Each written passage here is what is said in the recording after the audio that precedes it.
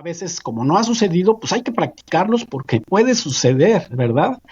Entonces, es eso, no puedes, pecar de exceso de confianza en el buceo de cuevas. Siempre tienes que estar seguro de que algo puede suceder y no puedes dejar de llevar lo que tienes que llevar, ¿no? Eh, Se va complicando cuando empiezas a usar equipo más y más complicado, ¿no? El pensamiento es cómo algo tan bonito puede ser peligroso. Y entonces van entrando en la cueva y entonces, como no tienen la técnica tan perfeccionada, lo que van haciendo es revolver el fondo y puede que vayan rompiendo formaciones y cuando voltean y quieren regresar ven que hay un túnel sin visibilidad ahora, lleno de sedimento. Hola, ¿cómo están? El día de hoy tenemos un fantástico invitado con 30 años de experiencia en buceo profesional, tanto en cuevas como en mar abierto. Le damos la bienvenida a don Alejandro Álvarez, mejor conocido como Alex. ¿Cómo está, don Alejandro? Mucho gusto. ¿Está actualmente en la Riviera Maya, don Alejandro? Afirmativo, yo estoy en Tulum, ya tengo bastantes años aquí en Tulum, que sí es considerado parte de la Riviera Maya. Tengo entendido que usted es ingeniero civil. Cuéntenos Así es. en qué momento de su vida decide convertirse en buzo. Bueno, eso es una pregunta pues curiosa, porque efectivamente yo soy ingeniero civil y el momento en que decidí hacerme buzo, digo, no fue una decisión así por pensar en ser buzo porque yo quisiera ser buzo, digamos, simplemente fue una actividad extracurricular que tomé cuando estaba terminando mis estudios de ingeniero, precisamente mientras hacía mi tesis profesional de ingeniero. eh, Decidí tomar esa actividad extracurricular porque yo antes de esto había ejercido mucho el deporte, pero más bien lo que hacía era el fútbol americano, pero era muy demandante y me quitaba mucho tiempo y de hecho pues me hacía retrasarme también en los estudios. Entonces cuando ya noté que eran mis últimos años de la carrera, eh, pues decidí entrar a hacer mi servicio social y mi tesis y como actividad extracurricular que se suponía que me quitaría menos tiempo, pues decidí hacer un curso de buceo que también era en la UNAM, allá en la Universidad Nacional Autónoma de México, y yo mi servicio social y tesis lo hacía en el Instituto de Ingeniería, y al lado del Instituto de Ingeniería está la alberca olímpica de la universidad. Entonces, al mediodía que salía de mi curso, de mis actividades de la tesis, pues me iba a mi curso de buceo. Así terminé ese semestre y bueno, logré terminar ya la carrera, me recibí y tenía el curso de buceo, pero era pues un curso que era como digamos, una herramienta más que tenía yo en la vida, por así decirlo, pero no lo ocupé ni lo había hecho yo con la intención de dedicarme al buceo, simplemente pues lo hice por actividad física, y bueno, fue la forma en que yo cometí el pecado de entrar al buceo, porque, bueno, fue mi primer contacto, ¿no? Sin embargo, a partir de eso, cuando terminé la carrera, empecé a trabajar en la ingeniería en la Ciudad de México y pasaron 3 años en los que yo trabajaba en mis primeras obras y como supervisor y como más que nada mi especialidad era el cálculo estructural. Así Ujú. pasaban esos años cuando también recibí la llamada de un amigo en Tulum, que era un amigo pues, de mi infancia, y él se enteró que yo quería irme a Cancún, porque yo había aplicado mis currículum y todo mi intención de irme a Cancún, porque en ese entonces Cancún era el destino digamos que era la nueva ciudad que se estaba creando, digamos, turística y que tenía mucho auge. Ujú. Entonces, mi intención era poder obtener un trabajo y más que nada lo que yo quería era salir de la Ciudad de México porque ya también la ciudad me agobiaba por el aspecto de la densidad de población y la movilidad era algo que para mí era muy difícil de aguantar, digamos, tener De que estar, lidiar. Ujú, ujú. perder 2, 3 horas diarias en el automóvil para trasladarse a Claro, cualquier es lugar, desgastante. etcétera.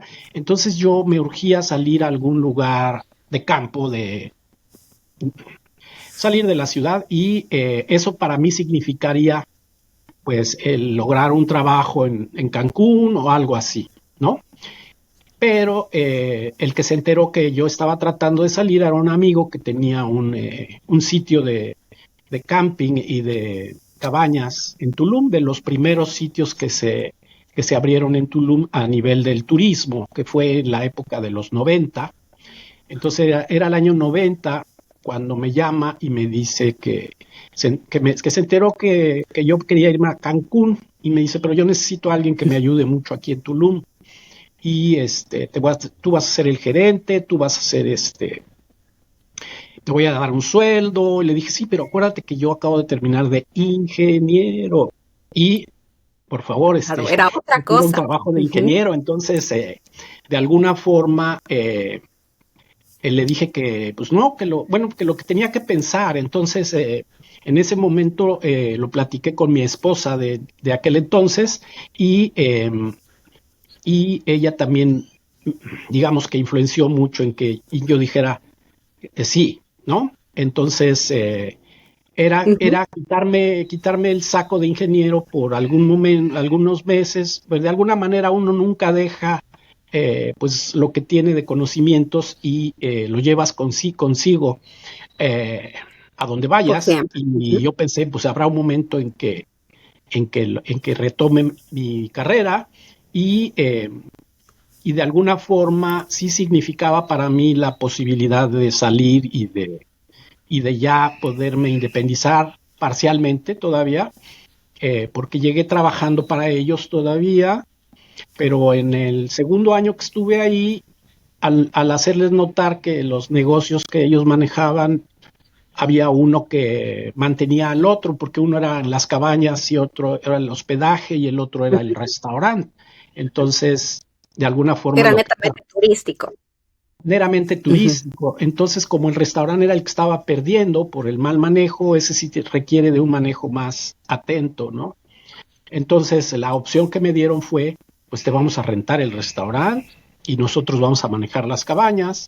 Entonces, pues así fue. Yo ya, habiendo dejado todo en la ciudad, yo ya había tomado esa decisión y ya no podía, ya tenía que Dar tomar, marcha atrás. ya, y ahí fue cuando ya definitivamente ya fui yo, digamos, independiente, mi propio jefe, por así decirlo, y pues comenzamos con esa actividad y pasó un par de años y tuvimos mucho éxito en el manejo del restaurante y fue muy, muy intenso también porque requiere de mucha energía y de desgaste físico, porque en aquel entonces Tulum y aún no hay electricidad en la playa. Entonces, todo lo que se haga en la playa, pues requiere de traerlos o bien del pueblo de Tulum, que queda como a 5 kilómetros, o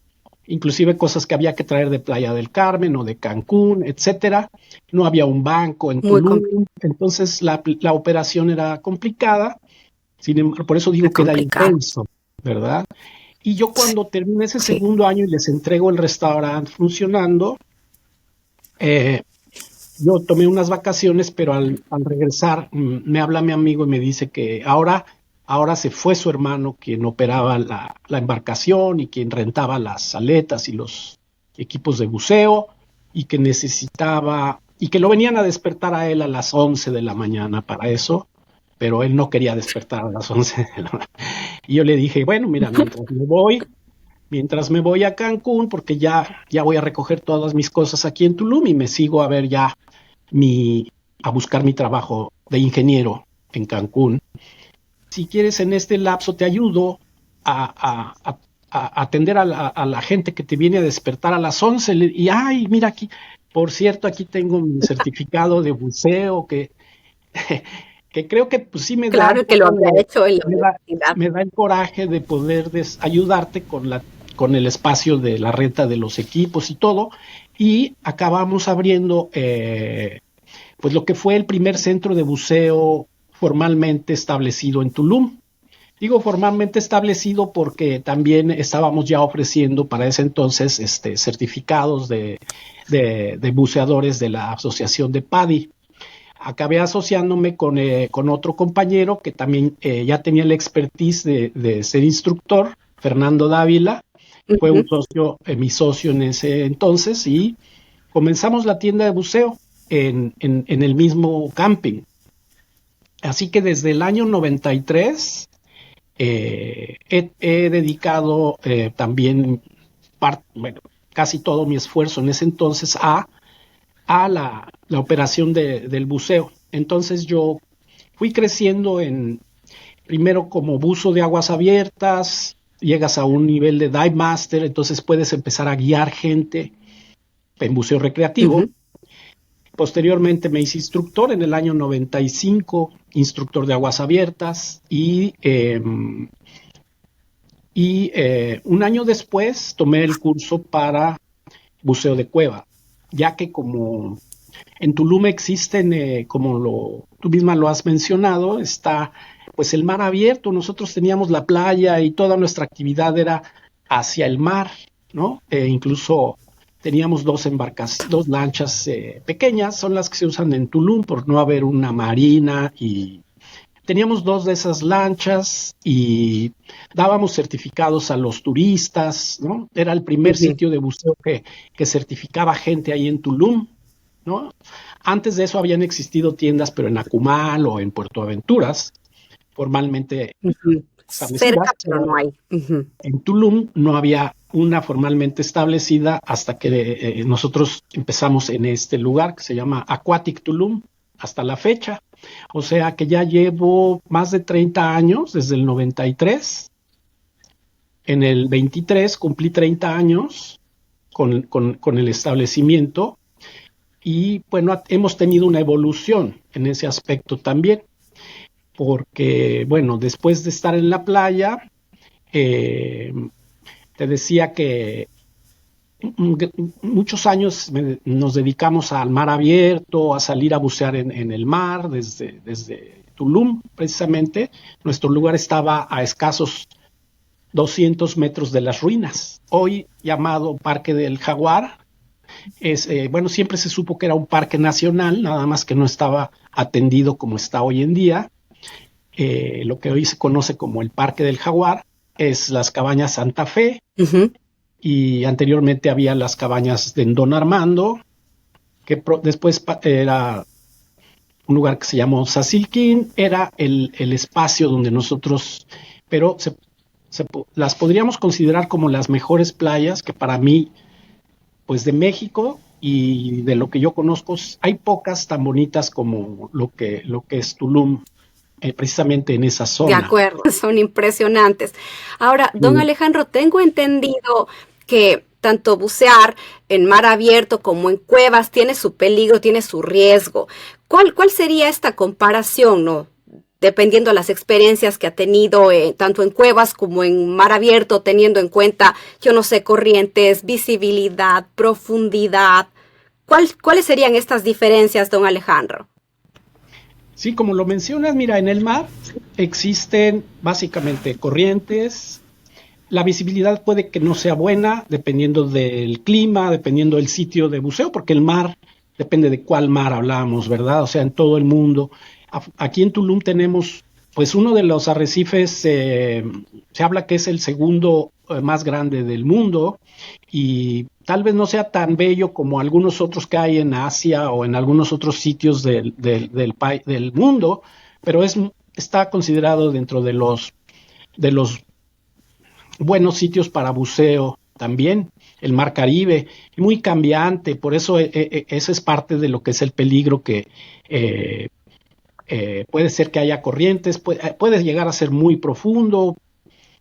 Entonces depende mucho del área específica donde buceas en mar abierto y también de tus condiciones, de la infraestructura que tienes, ¿no? Desde Tulum, pues no podíamos hacer grandes inmersiones en sitios bonitos porque la particularidad de Tulum en sí es que nuestro frente de mar es muy plano hasta muy distante. No tenemos un cantil que nos haga ver una pared de arrecifes como lo hay en Cozumel, que te puedo mencionar que comparativamente Cozumel es un sitio precioso, ¿no?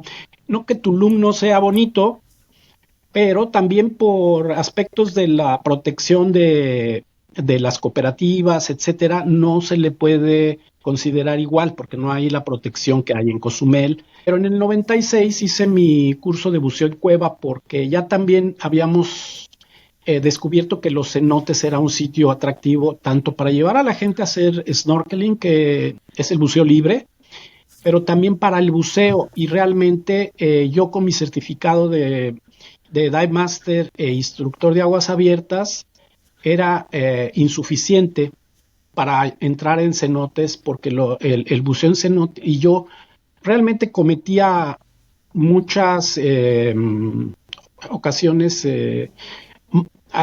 un error al llevar gente sin tener la capacitación, pero me percaté de eso a buen tiempo, todavía cuando algunos compañeros buzos que ya tenían más tiempo en la zona me hicieron ver que había el curso de buceo de cuevas.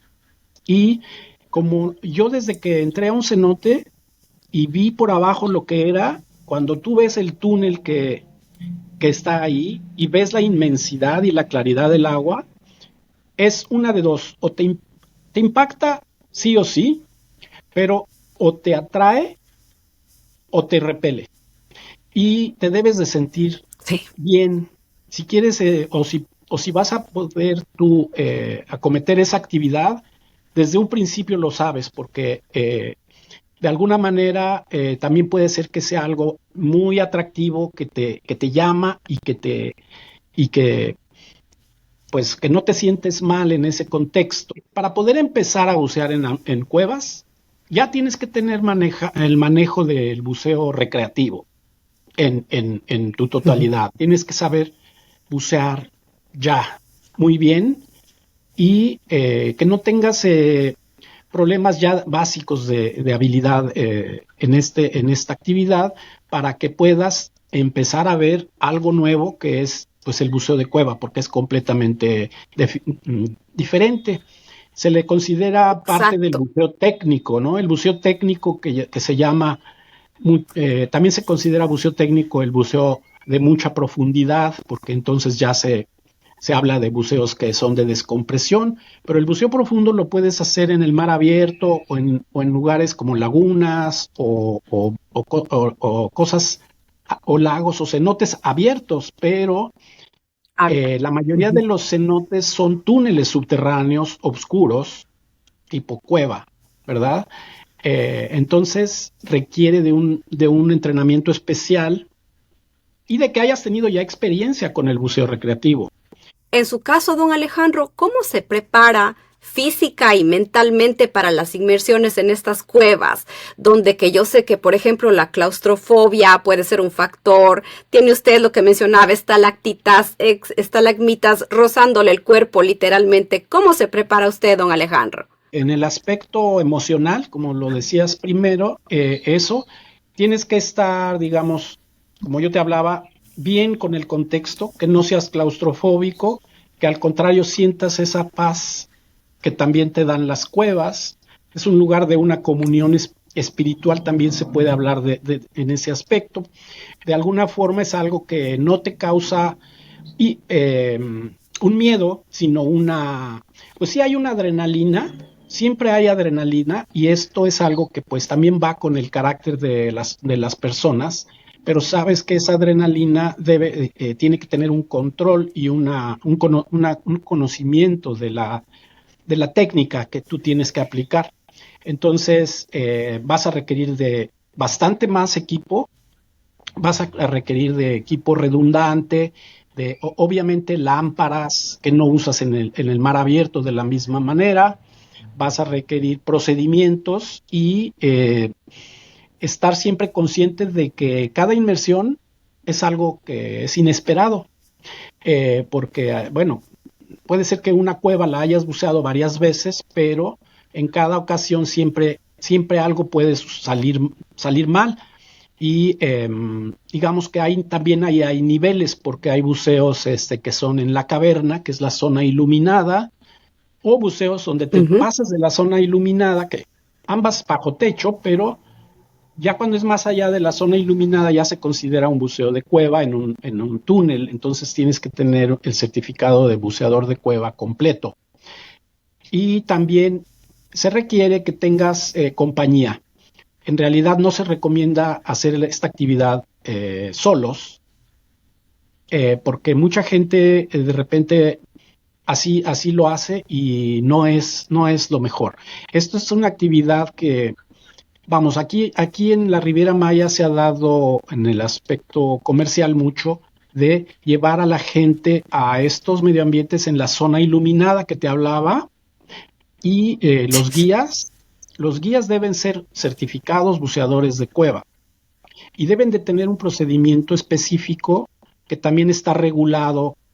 Nosotros aquí también en la región nos hemos dado a la tarea de formar un comité regional que establezca las reglas de operación para todos los buzos visitantes y obviamente para los locales, saber qué cosas se deben de considerar tanto en tu persona como guía, como en los participantes que van a entrar a la actividad, porque de alguna manera esta actividad sí te puede ocasionar, en cualquier momento te puede ocasionar una pérdida de alguna vida humana. Entonces, sí es algo que no se puede dejar por Tomar a la descontado. ligera.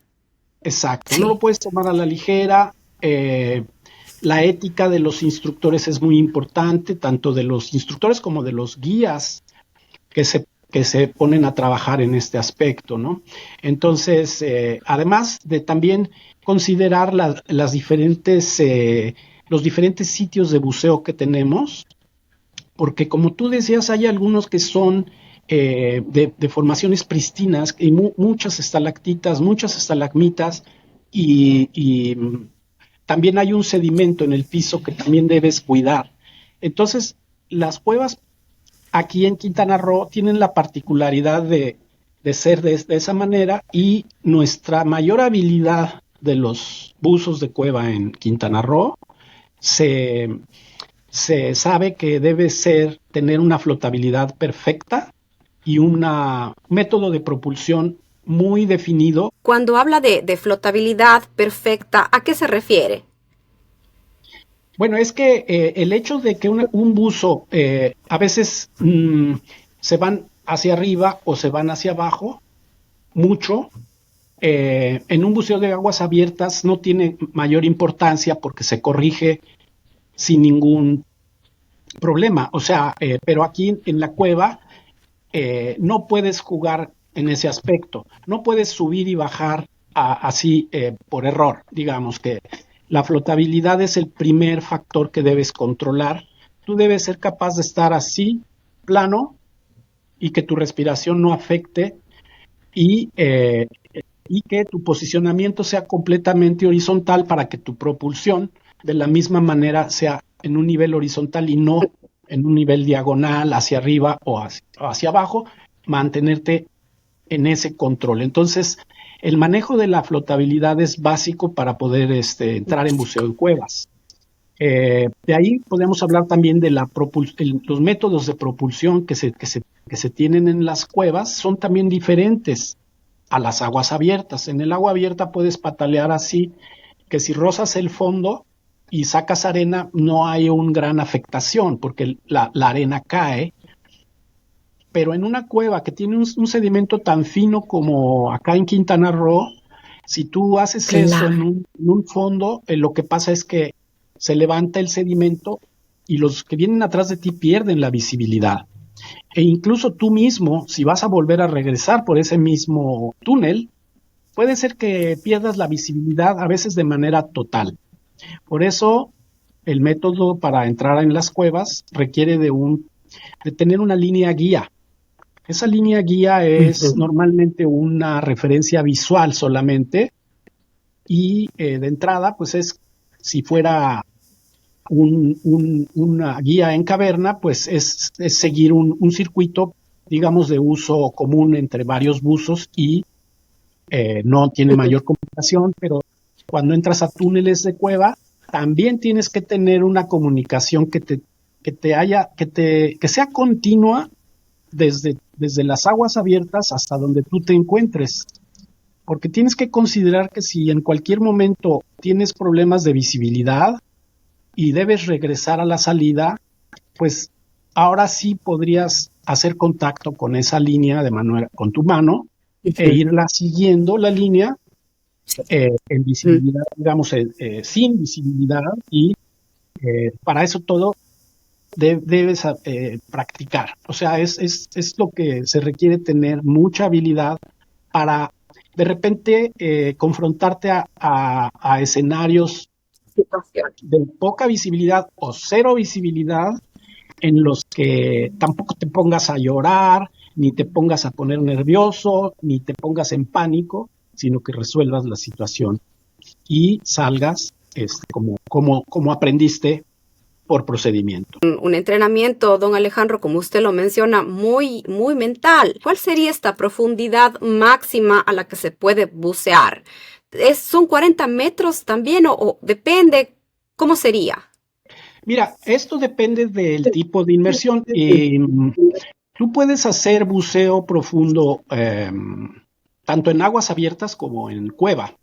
Ahora, hacer buceo profundo en aguas abiertas, como te decía, solamente pues vas a tener tu techo virtual es la no descompresión.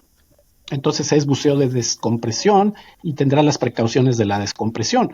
Ahora en cueva, además de ese techo virtual que es la descompresión, vas a tener el techo real de la cueva. Entonces, si hablamos de un buceo profundo y en cueva, entonces ahora tienes la complicación que te decía de la flotabilidad y de tu perfeccionamiento del manejo horizontal en la cueva, más la complicación, digamos, de la profundidad que te va a dar. Entonces lo hace lo más técnico del buceo técnico, por así decirlo. Entonces, buceo profundo en cueva se podría decir que es lo más técnico que puede existir del buceo. Y obviamente, pues también requiere mucha práctica. Ahora, ¿qué tan profundo se puede ir? A veces hay que ver qué tan profundas son las cuevas. Por ejemplo, aquí en Quintana Roo hay una que es el PIT, que está en el sistema Dos Ojos, que todavía tiene hacia dónde ir y parece que se ha llegado como a 120 metros.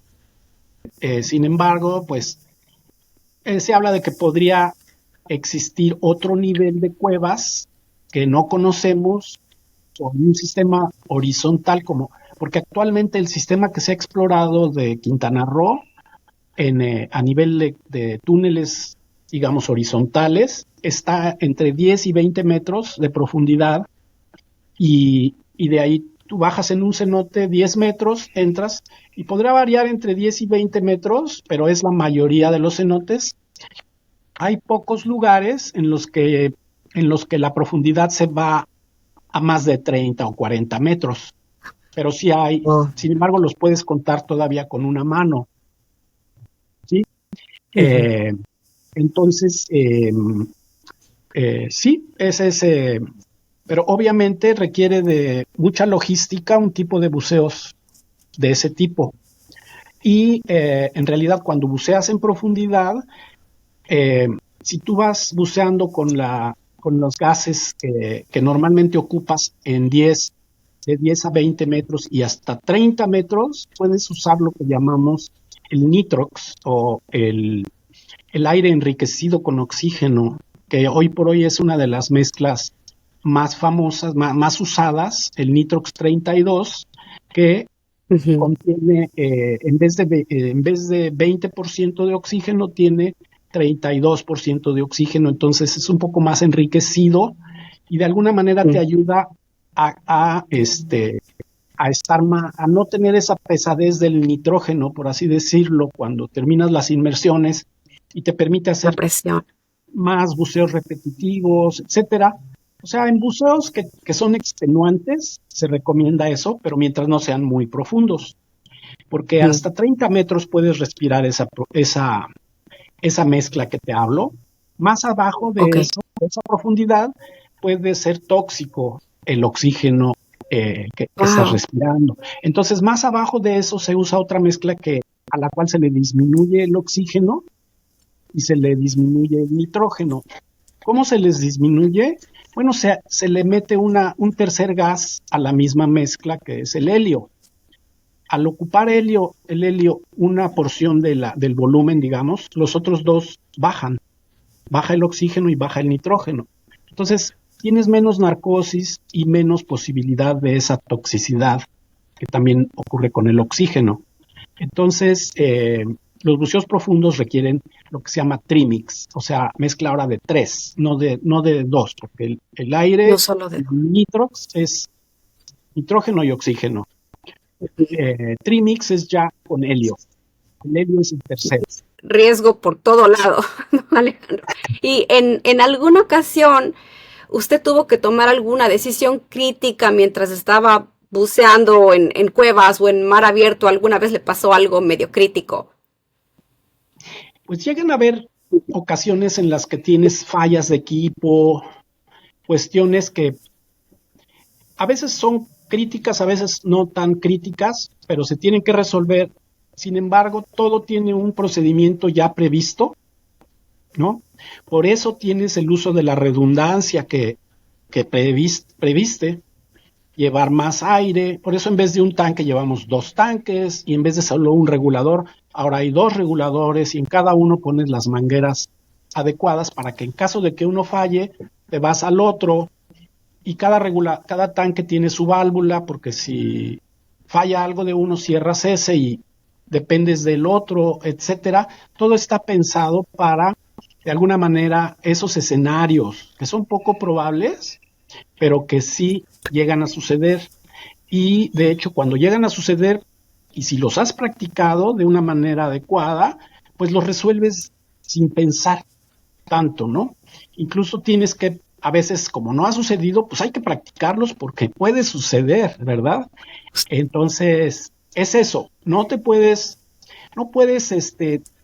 pecar de exceso de confianza en el buceo de cuevas. Siempre tienes que estar seguro de que algo puede suceder y no puedes dejar de llevar lo que tienes que llevar, ¿no? Se va complicando cuando empiezas a usar equipo más y más complicado, ¿no?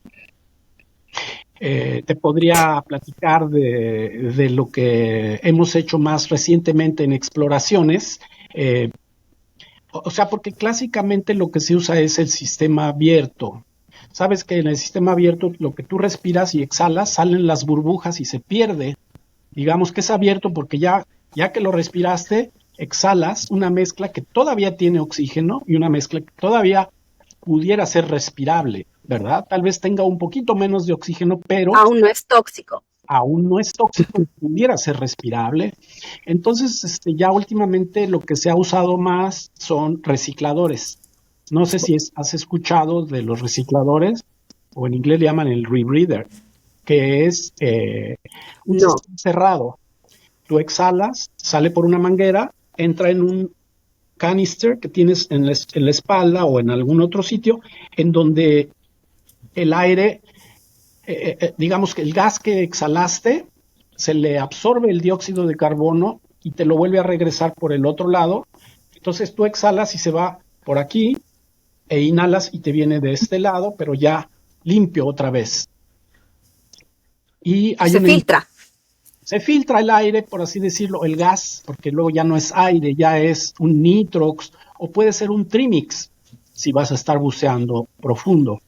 Entonces, la ventaja es que como el trimix es muy caro, pues no quieres estar gastando en tanques que son muy caros de llenar y que te van a durar en la profundidad te duran mucho menos.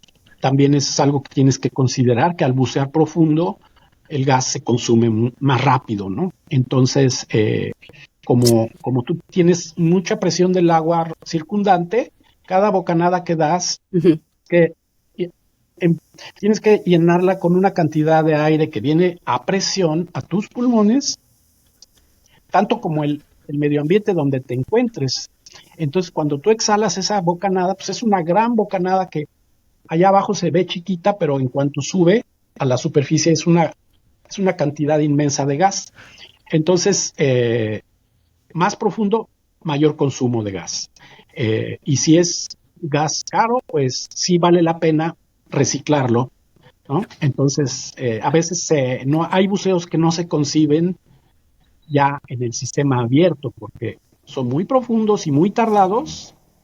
Ya un buceo que dure más de 3 horas bajo el agua a una profundidad, por decir, de 50 metros, ya en sistema abierto como que no se hace muy factible porque tendrías la necesidad de llevar muchos tanques contigo, que bien los lleves en el mismo buceo y sería mucho equipo que cargar, o los hayas ido poniendo en la línea previamente en la profundidad a la que los vayas a ocupar, lo cual requiere de una logística inmensa.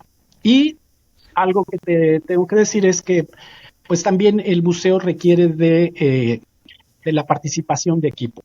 Ya cuando haces buceos al nivel de proyectos de exploración o de investigación, siempre debes de contar con un equipo de trabajo, o sea, porque uno solo no va a ninguna parte. O sea, puedes ir a muchas partes y a veces no hay manera que no vayas si no vas solo porque digamos que está restringido el espacio, etcétera.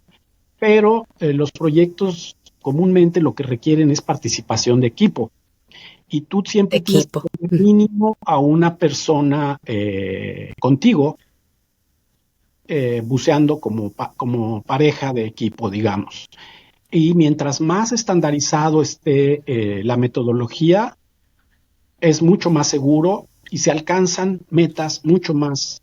Si tú tienes un equipo que tenga estandarización en los métodos y estandarización en el equipo que ocupas y en la tecnología de los gases que se usan, etcétera, logras bastante más en tus proyectos de exploración. Eh, pues tú como sabrás, aquí en Quintana Roo existen muchos túneles y muchas cuevas y muchos túneles vírgenes que todavía muchos buzos quieren explorar y Quintana Roo se ha venido a dar como ese lugar en donde eh, de todo el mundo la gente quiere venir porque nuestras cuevas, mira, son, como te decía, no son muy profundas, son bellísimas en cuanto a lo que puedes observar como formaciones por su aspecto kárstico que tuvieron, Ujú. pues templada, por así decirlo, ¿no? Hay lugares en el mundo en que el agua pues no se compara en cuanto a la temperatura.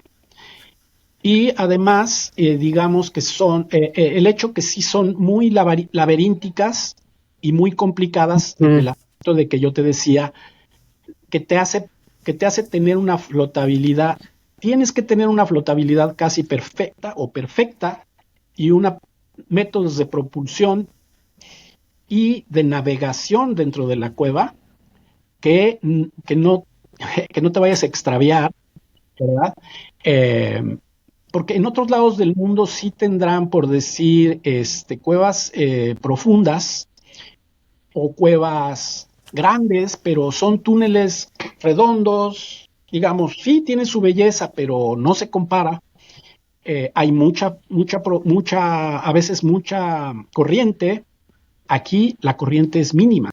Entonces el factor corriente aquí en Quintana Roo realmente no te afecta si vas río arriba o río abajo. O sea, en época de lluvias, pues tal vez sea importante que si los túneles tienen más corriente, el flujo hay que considerar que de regreso te va a costar más trabajo. Normalmente se planea el buceo comenzar hacia abajo y después regresar contracorriente, tanto en el mar como en las cuevas, ¿verdad? Pero aquí en Quintana Roo como en las cuevas. es mínimo aquí en Quintana Roo. Sin embargo, hay otras cuevas en el mundo que no puedes dejar de considerar eso, ¿no? Entonces, muchos buzos que vienen de otros sitios del mundo dicen, ay, pues es que yo buceo en Florida y allá es muy frío y nosotros lo aguantamos, hay mucha corriente y nosotros somos tough guys, ¿no? Eh, entonces es cierto, porque sí, allá necesitas traje seco sí o sí, necesitas tanques más grandes, etcétera. Y entonces vienen aquí a Quintana Roo y dicen, ay, pues aquí mira, está calientito, está poco profundo. Ay, mira, además está la visibilidad preciosa, ¿no? Entonces, el pensamiento es cómo algo tan bonito puede ser peligroso. Y entonces van entrando en la cueva y entonces, como no tienen la técnica tan perfeccionada, lo que van haciendo es revolver el fondo. Ni experiencia. Ni la experiencia, y puede que vayan rompiendo formaciones, y cuando voltean y quieren regresar, ven que atrás hay un túnel sin visibilidad ahora, lleno de sedimento, o puede ser que dieron un brinco de línea a línea, porque aquí hay líneas principales y líneas secundarias, las cuales, si tú vas a brincar de una línea primaria a una línea secundaria para continuar por otro túnel, deberías conectar estas dos. Si no las conectas, de regreso te vas a poder confundir, sobre todo si tuviste que regresar en contacto con la línea. Entonces, pero estas líneas, don Alejandro, tienen que ser previamente estudiadas antes de la inmersión. Obviamente fueron colocadas cuando los primeros exploradores de esa región las pusieron, y cuando ya las dejaron, digamos, de una manera segura para que otros buzos puedan bucear esos mismos sistemas. Sin embargo, no todas están conectadas físicamente. Digamos que la que se deja más larga es el túnel principal, pero tiene muchos ramales. Es como una telaraña de hilos, y puede haber muchas conexiones que son lo que le llamamos un salto de línea, ¿verdad? Y hay otras que sí vienen como una T o como una bifurcación de la línea. Entonces tú debes marcar en tu camino tu salida. Debes dejar bien marcado cuál es tu camino de regreso a casa, ¿no? Porque puede ser que estés muy retirado. Es muy complejo. Y que hayas hecho una navegación muy, muy complicada y que puedas perderte, que también eso es algo de lo que ha sucedido en los accidentes que hemos notado, de tanto locales como extranjeros, ¿no? Pero te decía que es algo que es particular de cada tipo de cueva, tiene su particularidad en cuanto a su complejo, ¿no? Y la complejidad de las cuevas aquí mayormente es eso, la navegación y el problema del sedimento que puede ser removido y que te puede hacer perder la visibilidad. Hay tipo de cueva aquí grande, mediana y chica. Hay de todo. También hay cuevas que tienen mucha formación y otras que son más bien de rocas y de colapsos, que no hay tantas formaciones. Pero en sí, en todo caso, son una biblioteca de conocimiento, por así decirlo, porque es el paraíso para los geólogos y los arqueólogos. Debe tener experiencias majestuosas, como por ejemplo la del misterio de Naya, ¿no? ¿Puede describirnos un poco sobre esta experiencia increíble? Para los que no saben, don Alejandro fue parte de un equipo de expertos, ¿no? Los cuales descubrieron restos humanos, corríjame si estoy mal, don Alejandro, de 13,000 años de antigüedad, aparte restos de animales de 15 especies extintas de lo que era la edad del hielo. Impresionante, don Alejandro, cuéntenos, por favor. Ay, sí, este es algo de lo que para allá iba, porque además de la geología, de la hidrología, se te empieza a dar esta serie de descubrimientos que se han hecho y que en lo particular yo tuve la suerte de hacer uno de ellos, es la paleontología, o sea, el hallazgo de osamentas, ¿no? Se empezaron a encontrar en sitios que estaban en cuevas dispersas en Tulum, eh, algunos que otros restos de humanos que, que se han visto, que se han datado en más de 10.000 años, casi todos. Eh, y en lo particular, yo estaba en un proyecto de exploración que era meramente mapeo. El mapeo es la cartografía que uno hace cuando suponemos que una cueva es virgen, ¿no? Pero virgen para los buzos, ¿no? Uh-huh. Porque nosotros decimos, es que esta cueva nunca nadie más ha entrado. Pero eso puede ser cierto ahora que están inundadas, ¿no? Pero nos damos cuenta que sí fueron... Sí, hace más de 10.000 años el nivel del mar era más bajo, entonces estas cuevas estaban vacías. Al menos las cuevas que están entre 10 metros y 30 metros, casi todas, entre 10 y 80 metros, estaban secas, o de alguna forma el agua estaba más profunda.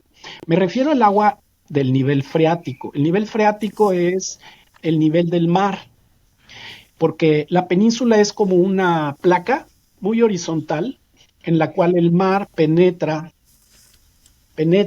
o sea que tú haces una perforación en la roca caliza y después de un estrato seco encuentras agua, pero primero encuentras el agua de lluvia y después encuentras el agua de mar, pero ese nivel es aproximadamente el mismo nivel del mar que ha penetrado en la capa de roca.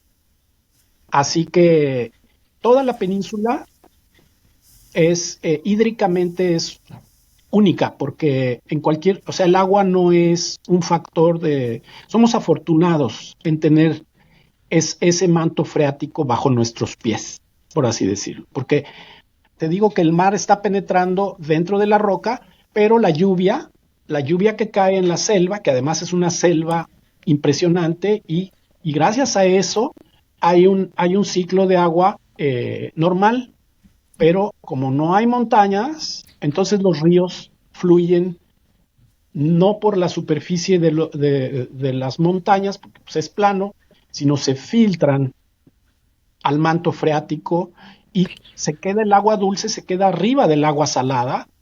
Entonces tú llegas a un cenote, cuando ves la primera capa es agua dulce y empiezas a bucear y si ese túnel es profundo suficiente que llega al agua salada, entonces vas a ver la interfase de las dos aguas, vas a ver esto que le llamamos la geloclina.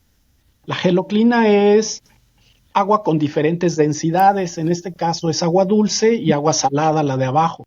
Y también este es un aspecto que hay, visualmente es increíble, y tú ves literalmente el agua dulce circulando arriba del agua salada, y es impresionante ese aspecto también. Y como es tan transparente el agua, aunado a las formaciones que la rodean, pues es una cosa indescriptible en cuanto a experiencia de digamos, atestiguar este medio ambiente tan único, porque te está mostrando geología impresionante, te está mostrando hidrología tan impresionante, te está mostrando a veces también arqueología, porque hemos encontrado aspectos de civilización, e incluso ahorita, bueno, lo que nosotros empezamos a encontrar fueron las osamentas primero. En lo particular, este descubrimiento que yo hice fue en un lugar que se llama Hoyo Negro. El Hoyo Negro es uno de estos... ¿Este fue el de Naya, don Alejandro? Exacto. Así es, el de Naya. Fíjate que entramos en un túnel que bajas 10 metros y te sigues en horizontal por un túnel que va a 10 metros de profundo.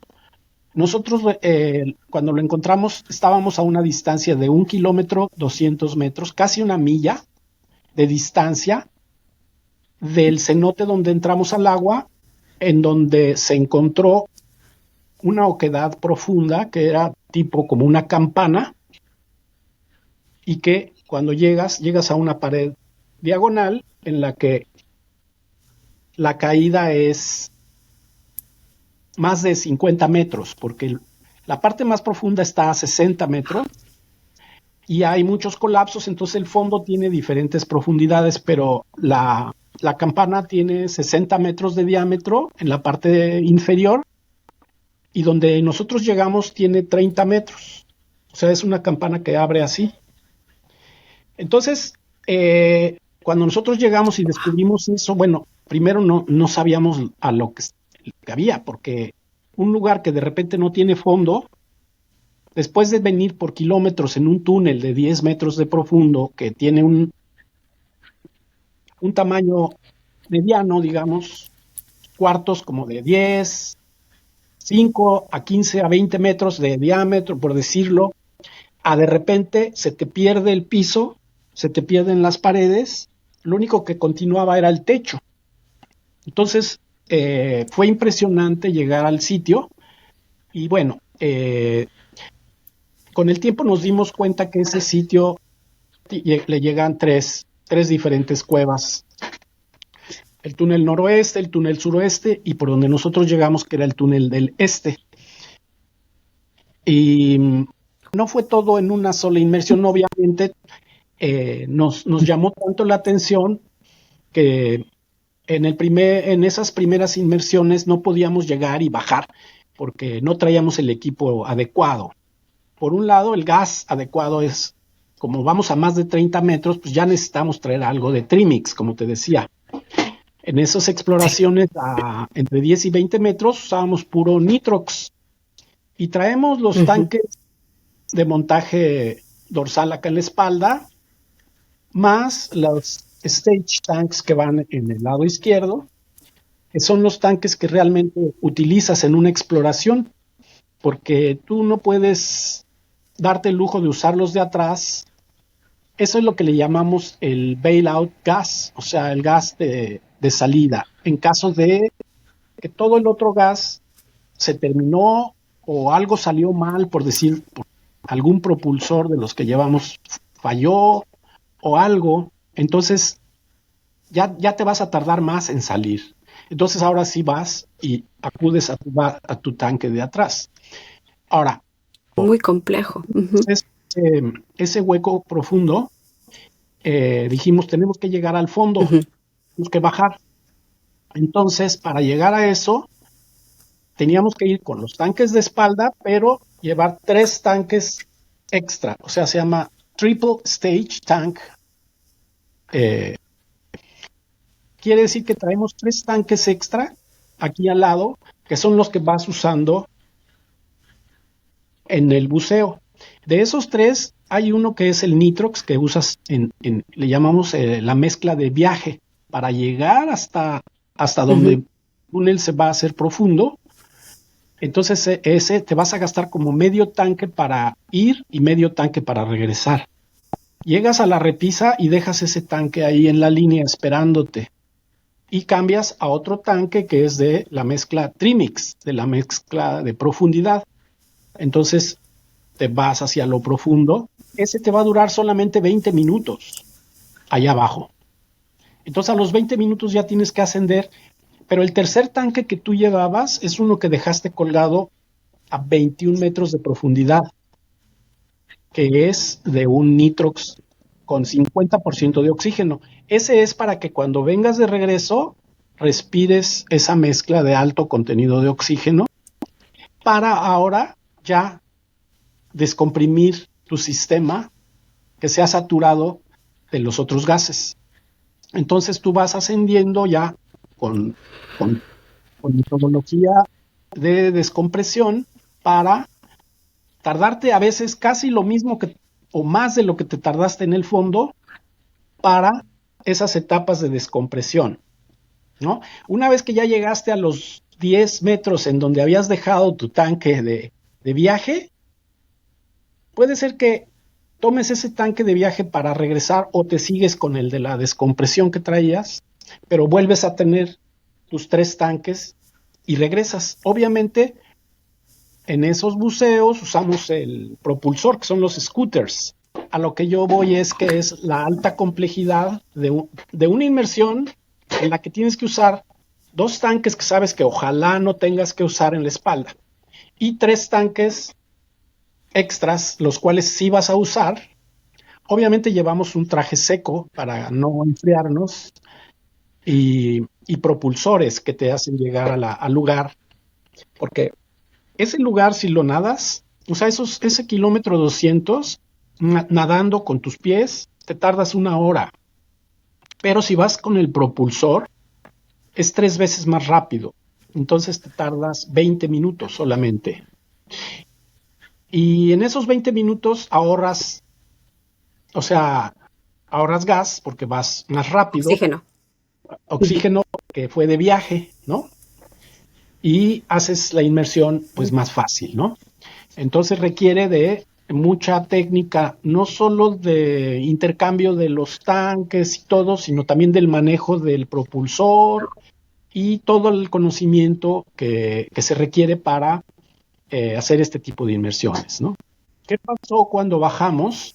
Nosotros queríamos seguir haciendo nuestro mapa, seguir encontrando túneles y distancia, porque después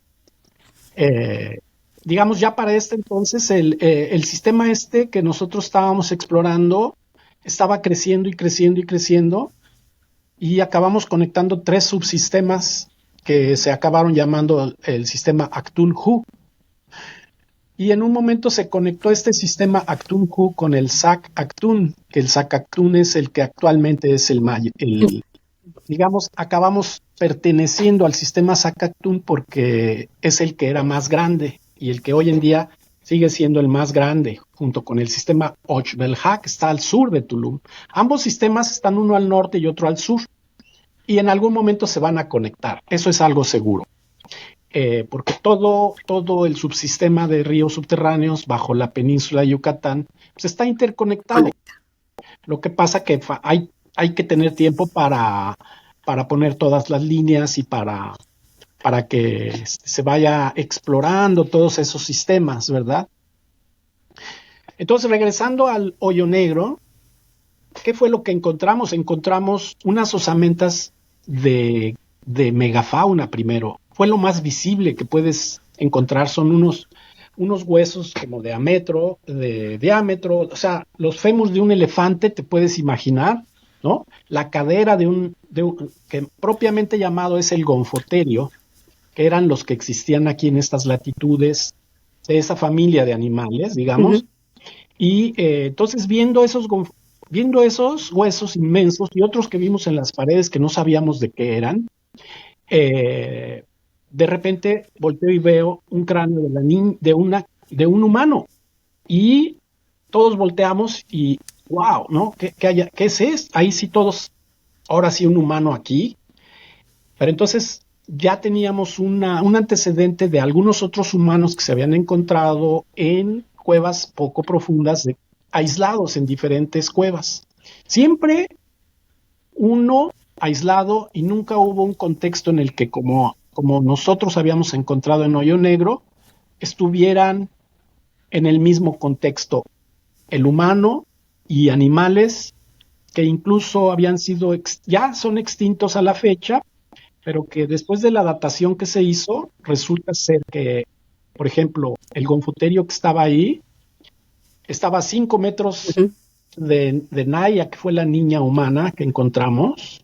Entonces, Naya cayó a 5 metros de un gonfoterio que ya tenía ahí más de 18,000 años, porque ese gonfoterio salió datado aproximadamente 30,000 años de un molar que se extrajo del gonfoterio. Y de un molar de la niña Naya se sacó su datación de 12,900, casi 13,000 años, ¿no? Entonces te puedes imaginar que durante miles de años muchos animales estaban entrando y cayéndose porque los animales no llevaban antorchas de luz ni nada, era su olfato lo que los hacía llegar ahí. Se Y supone llegaban, me imagino, a un punto completamente oscuro y se y les acababa el caían. piso y esa zona del piso es donde más osamentas de algunos osos y otros animales habían, ¿no? También se presume que habían levantamientos del nivel del agua temporales y que pues, todas esas osamentas, incluso la de Naya, eh, como que se dispersó debido a que en algún momento también estuvo flotando entre piedras y flotando, porque ella a la caída se ha presumido que ella de la caída pues murió, pero se fracturó la pelvis al caer. Entonces su pelvis se le ve la fractura que fue al momento de la muerte, porque no era una fractura que no se sanó.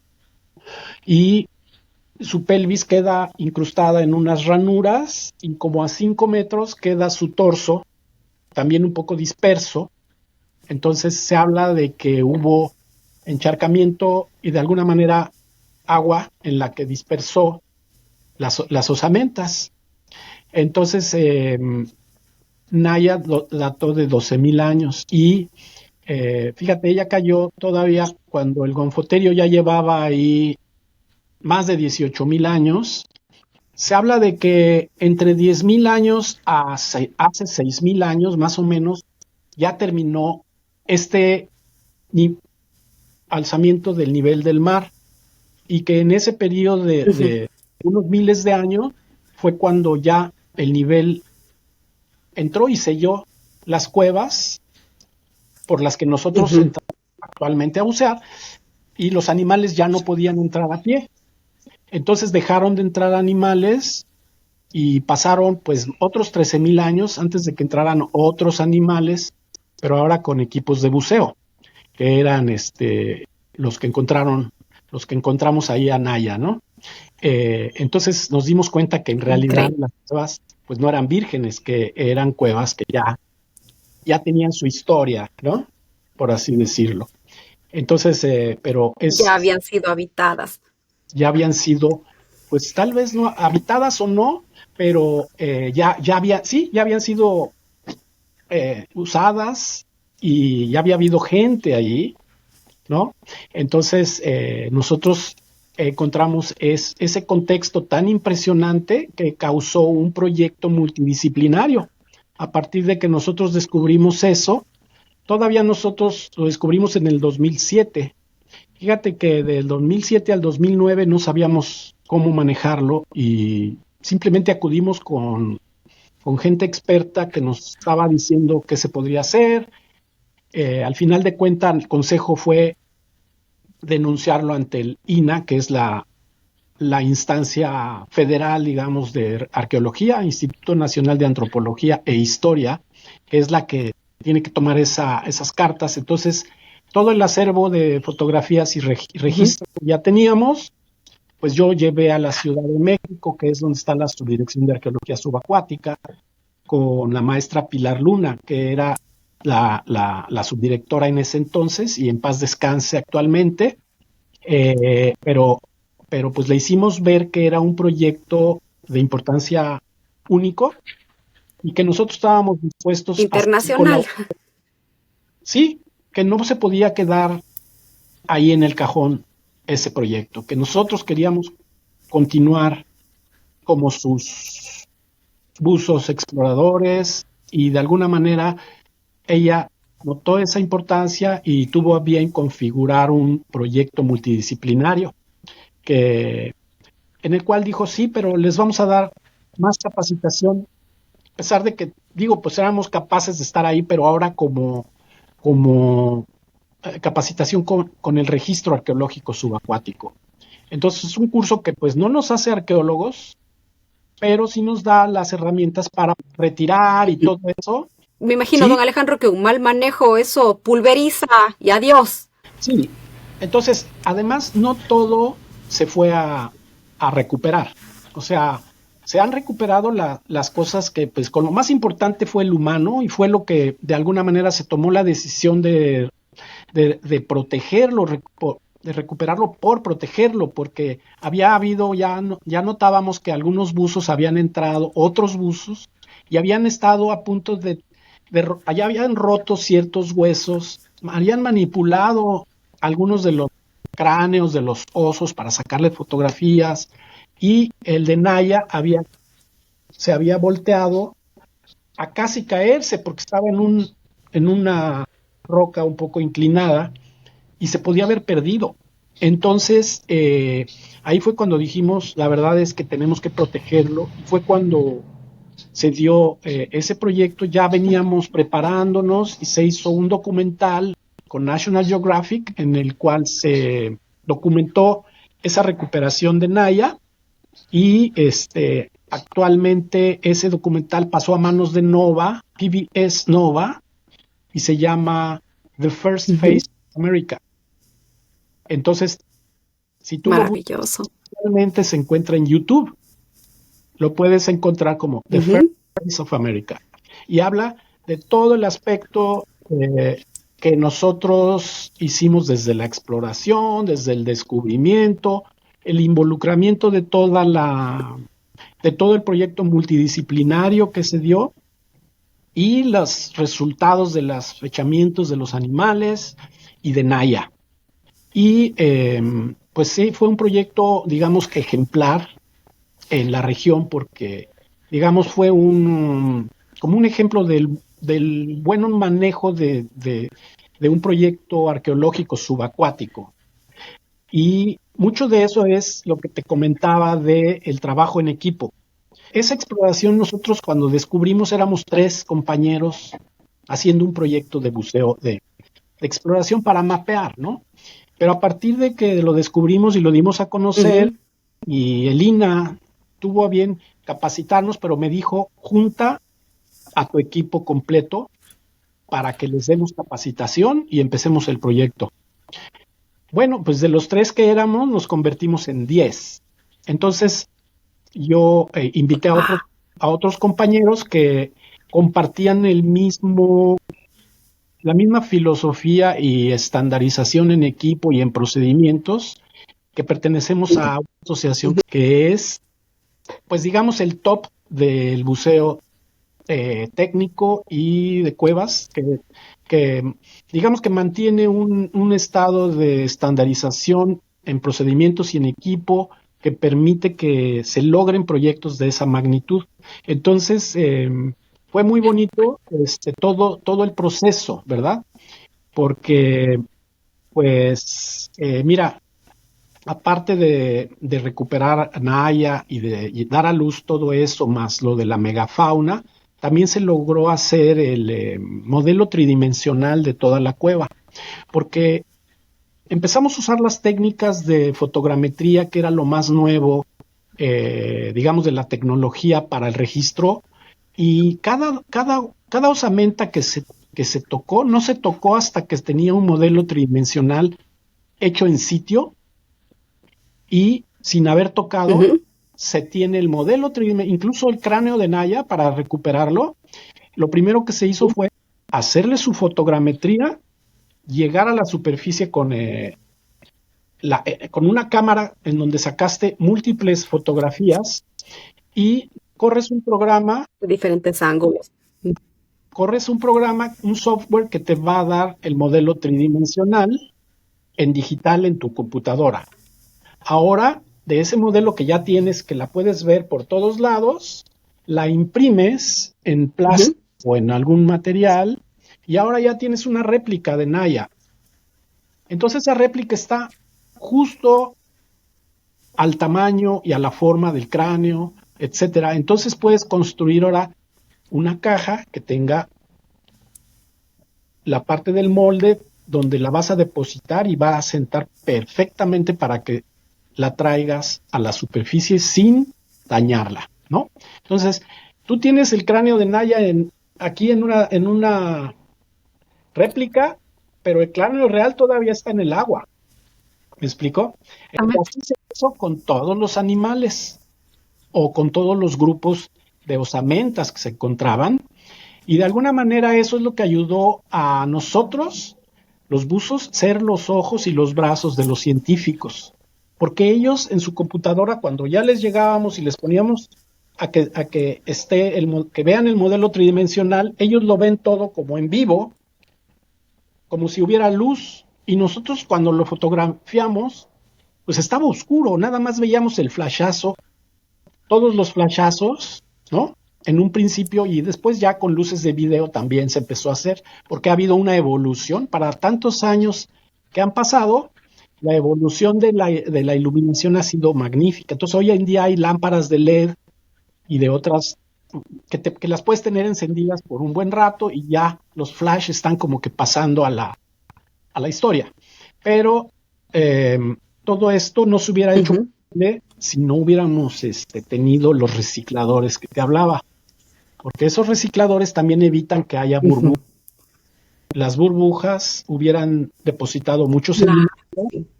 Además de que la burbuja se nota en las fotografías. Entonces, nosotros experimentamos con muchas cosas en el proyecto, todo lo más nuevo en tecnología, y sí se logró hacer también el mapa de toda la cueva. Quiero decir, a 30 metros, norte a sur, las líneas, unas líneas guía para ir sacando fotografías en esa línea del fondo primero, el cual estaba a una distancia todavía de a veces entre 30 metros y 10 metros.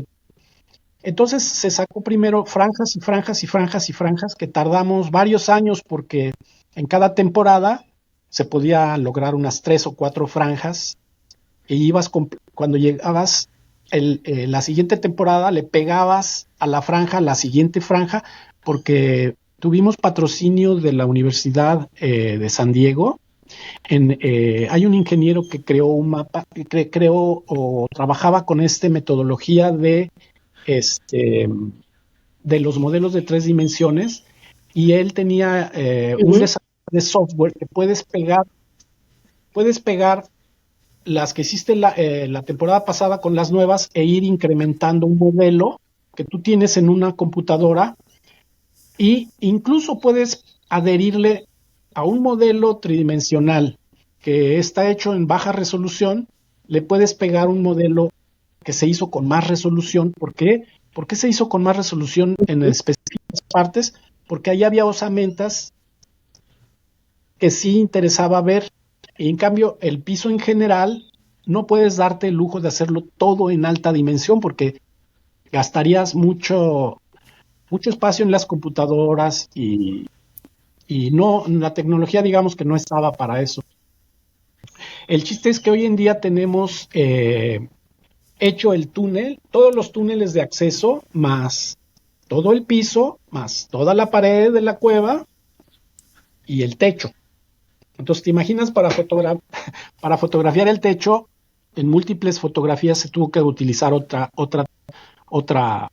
forma, ¿no? Que ya se hizo con cámaras en la espalda que van en time lapse y vas fotografiando a manera que se traslapen, ¿no? Pero en la oscuridad, imagínate irte recto y que la segunda pasada sea justo a unos metros, sin irte muy lejos ni muy cerca. Entonces, el proceso es difícil, tardado y tomó mucho tiempo. Han sido más de 10 años que nos ha tomado tener la cueva en 3 dimensiones.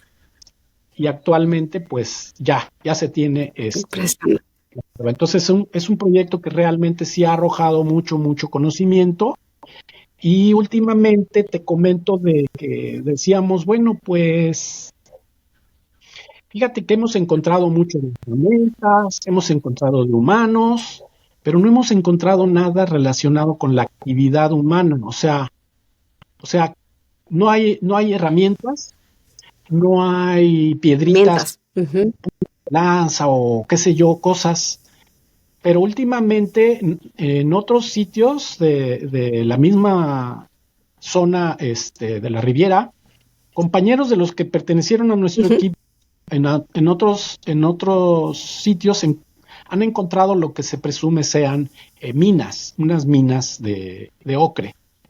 Entonces, eso es algo que aún no está, digamos, muy difundido, pero es algo que sí ya se documentó y se ve, digamos, posicionamientos de piedras y cosas que marcan, digamos, balizas en los túneles que fueron colocados por gentes y que se Ujú. sabe la extracción de ese mineral en esas cuevas. Entonces, ya con esa Es vista, decir, se está trabajando en este proyecto, don sí. Alejandro. Ujú. Y bueno, pues es muy interesante, ¿no? Referente a lo que es, digamos, la arqueología y la paleontología de lo que me ha tocado a mí contribuir, ¿no? Lo que fue de ingeniero civil a uno de los mejores buzos de México, a lo que Eso le llevó el destino. sé, porque hay cantidad, ¿eh? Pero mira, te cuento que de lo de la ingeniería, recientemente yo he vuelto a tomar mi papel en los aspectos de la ingeniería, porque siempre me negué a dejar siempre seguí perteneciendo desde que se creó el Colegio de Ingenieros de Tulum. He estado ahí y hemos estado, digamos, actualizando siempre con la normatividad y cosas. Resulta que te iba a platicar que Naya hoy en día está en un museo que se llama el Parque del Jaguar, que está aquí en Tulum. De hecho, en estos días se inaugura el museo y en ese museo está la réplica de Naya que te platicaba, pero ya no nada más el cráneo, todo su cuerpo se hizo en réplica y su réplica se puso ya en posición Increíble. parada y se le hizo su recreación volumétrica, tanto de su configuración, de cómo se podía haber visto y incluso hasta su ropa. Entonces, cuando tú llegues a ese museo, vas a ver a Naya como ella vivía. Y también existen 5 animales entre un slot gigante, que es una nueva especie de los que también recuperamos del sitio. Hay un tigre dientes de sable y hay algunos otros animales de los que nosotros recuperamos de ahí y se están exhibiendo como réplicas, ¿no? Porque los originales pues están resguardados en todavía en algún, Claro. Maya está en el Museo de Antropología de la Ciudad de Centro de México, investigación. en un centro todavía. Sí, Este, sí, sí. Hoy por hoy ya en el Museo de Tulum, que está en el Parque del Jaguar, eh, ahí Ujú. se inaugura y yo dentro de mi retomar Próximamente. mi ingeniería, me tocó participar en otros proyectos, pero de la supervisión como director responsable de obra que soy en Tulum, en el municipio de Tulum. En todos los municipios en México existen los directores responsables de obra que tienen que testificar que las obras que se llevan a cabo en el municipio se hagan conforme a los lineamientos de reglamentos y de programas de desarrollo urbano que existan en esos municipios, ¿no? Entonces es una suerte de supervisor de las construcciones. Y últimamente, fíjate, me toca trabajar en el Parque del Jaguar, no en el museo, pero al ladito está unas torres de avistamiento y son unos senderos que comunican Ujú. eh, el extremo ahora del Parque del Jaguar está colindando con la terminal del Tren Maya. Entonces, cuando tú llegues en el Tren Oh, Maya a Tulum, hay una opción que puedes tener de que del estacionamiento tomes un trenecito que te va a llevar por el sendero del Parque del Jaguar hasta las ruinas y qué las maravilloso. playas, Ujú. hasta las playas y las ruinas, que es la extensión que se le hizo al Parque Nacional de Tulum, que hoy en día se llama Parque del Jaguar. Ujú. Entonces, pues imagínate si no me va a dar gusto que digamos que en un museo en el que de alguna manera también contribuí para para la construcción y que estuve muy cerca de esto como ingeniero, también ahí se va a exhibir algo que me tocó encontrar y descubrir como espeleólogo, como buceador, ¿no? Entonces, pues sí, estoy contento por ese lado y muy feliz. Eh, y pues aquí estamos todavía trabajando en muchas Sí. cosas. Aún tengo la operación de buceo, que es Aquatic Tulum, como te platicaba, y pues bienvenido. ¿Dónde tiene sus redes sociales, don Alejandro? ¿Dónde podemos seguirle? ¿Cuál es la dirección? En lo personal, yo casi no uso tengo el Facebook con mi nombre, pero Instagram y las demás no lo ocupo mucho. Soy un poquito de bajo perfil, soy muy reservado en mis publicaciones. La tienda de buceo se llama Aquatic Tulum y así es el sitio web se llama Podemos aquatictulum.com seguir la tienda. Sí. Ujú. Vamos a y dejarle aquí, don Alejandro. en lo personal, pues yo a sus órdenes y con gusto de platicar contigo, Caro. Gracias, don Alejandro, por esta fabulosa colaboración llena de enseñanza, llena de experiencia. Don Alejandro todavía tiene que dar mucho de su conocimiento, sobre todo para aquellos jóvenes que quieren involucrarse en este mundo tan complejo que es el buceo. Don Yes. Alejandro, ¿quién mejor que usted para darles consejos y guiarles? Gracias y bienvenido siempre. Nos vemos pronto, gracias.